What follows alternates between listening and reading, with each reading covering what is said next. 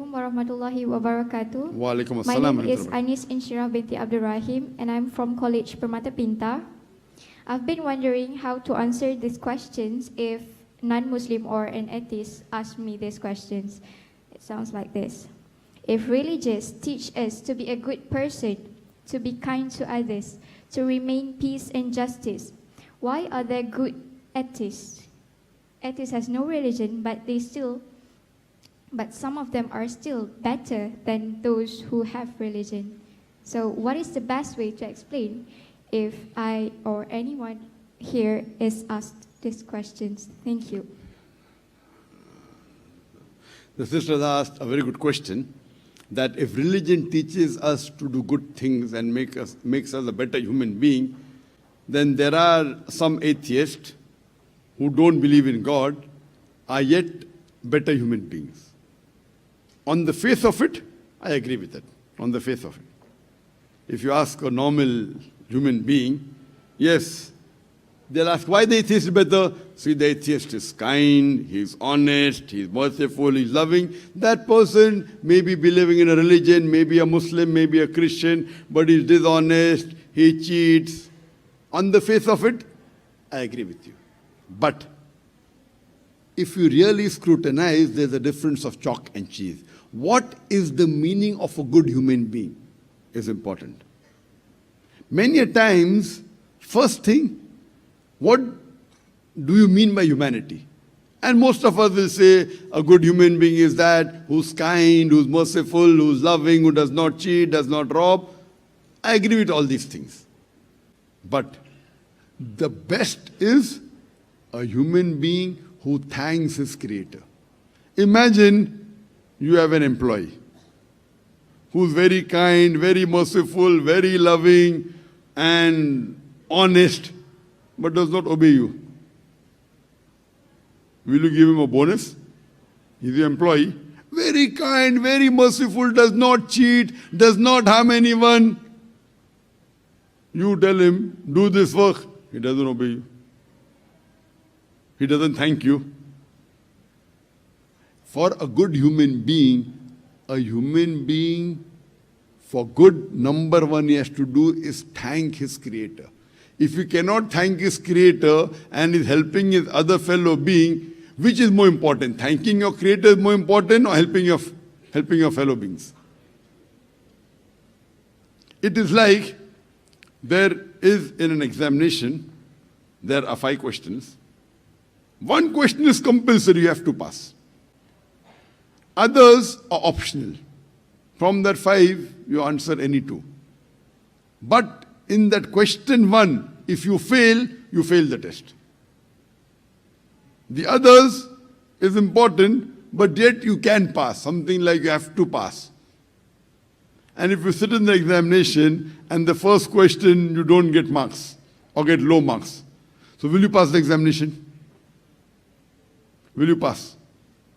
Like, when I was in school, when I passed my 10th standard, there were 6 compulsory subjects. 6. And other optional subjects were there.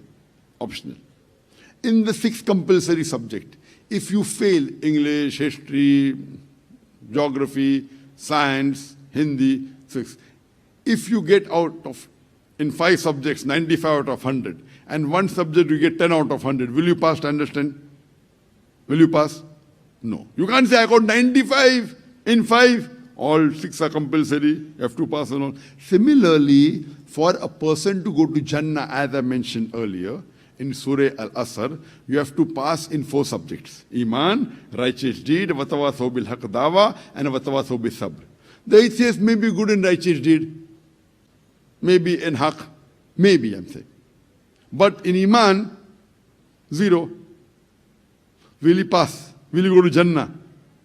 And the most important amongst all is Iman.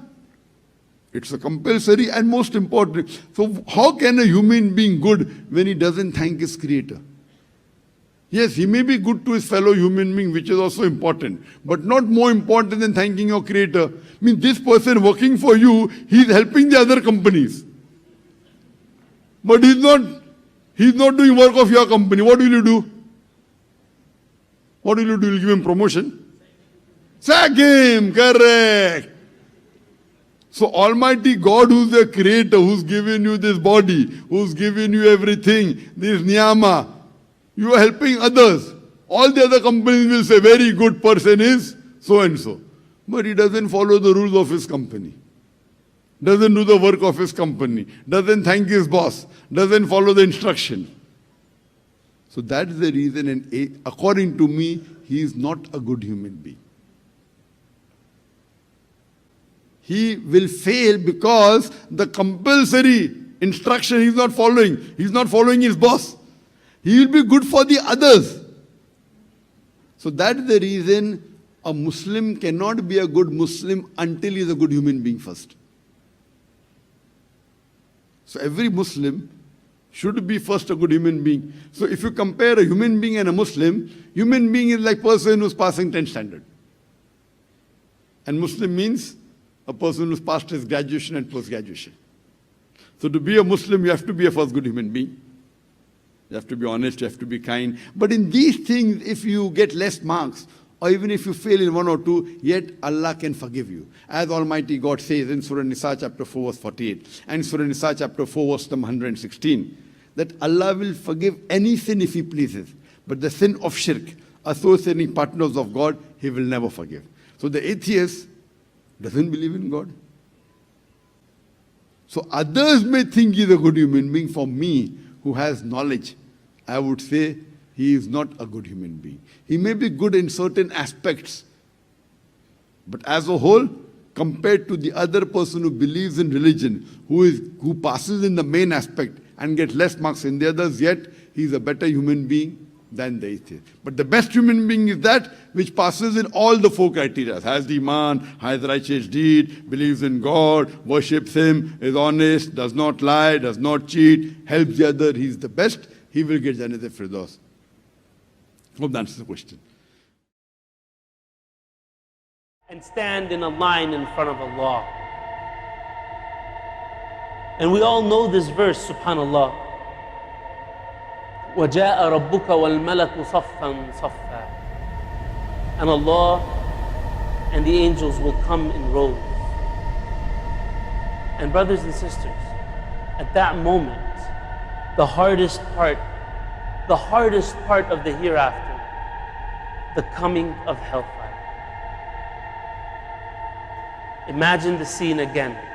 The throne, 7 lines of angels. The perimeter is secure. There are angels all around us. No one is going anywhere. All the creation of Allah is in the middle. And Allah calls on hell.